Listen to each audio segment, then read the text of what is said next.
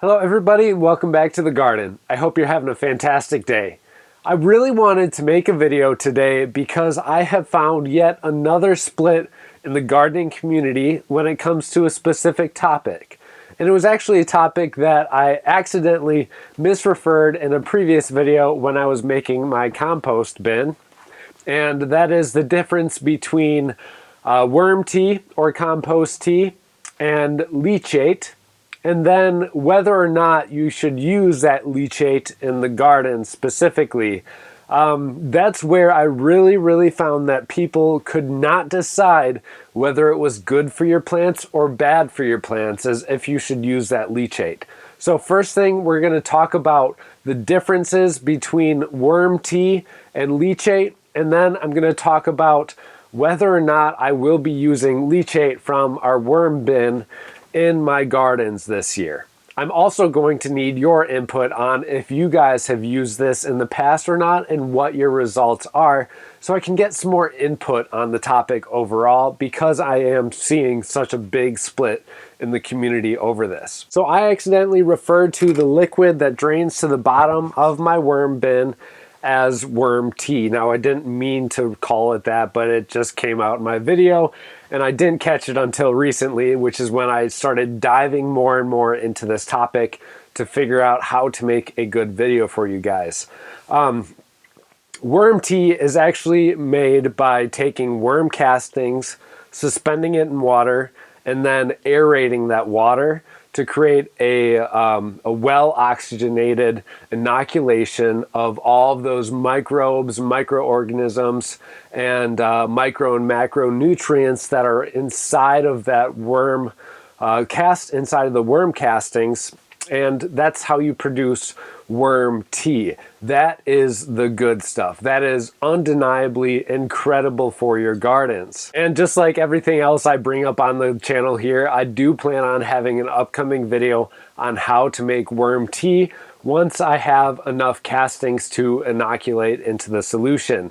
But let's talk about what leachate is and the big difference between leachate and worm tea.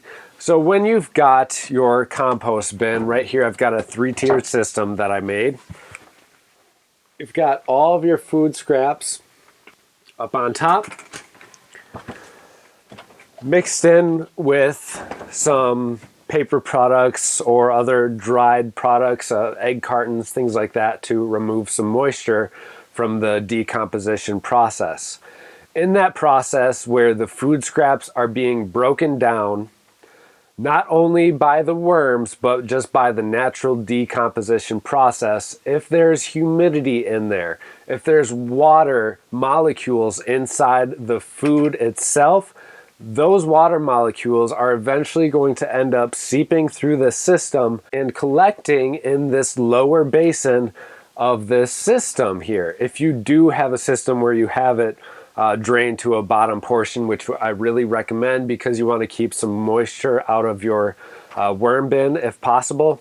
So anyways, that water seeps through this whole system and is created by the decomposition of the food scraps. This leachate has not actually gone through the worm's digestive system at all, which is why it can still contain a lot of toxins when it finally reaches the bottom layer here. That's where I'm seeing a big divide in the gardening community, is because some people say that they've had great results using it in their garden, and then other people say that as soon as they applied that leachate to their gardens, that their leaves started turning yellow, they introduced different diseases, and their plants overall just started to decline once they added leachate into their gardens. There is a possibly safe way to add this leachate to your gardens though, if you really choose so and believe that it's going to help your gardens out, or have been using it in your gardens without an issue. More power to you, but make sure you're doing it correctly. You want to dilute this at a 1:10 ratio in a bucket of water, and then add an air stone to it to aerate that solution for at least 24 hours. So 24 to 48 hours before you actually apply it to your garden is what's recommended by all sorts of companies that deal with worm castings, worm bins. Various different articles have all said the exact same thing, that you want to dilute that with a 1-to-10 ratio and aerate it. So, have you guys used leachate in your gardens? Please comment down below if you have, so I can get a little bit more feedback and maybe make my own determination on whether or not I'm going to use leachate or just create worm tea, which I know is incredibly beneficial for my garden. But I still like to use every little bit of resource possible whenever I can, all around the gardens with several different processes. And with worm bins, I just want to keep everything in a closed loop around here in the gardens as much as I can. So that's why your feedback would be greatly, greatly appreciated.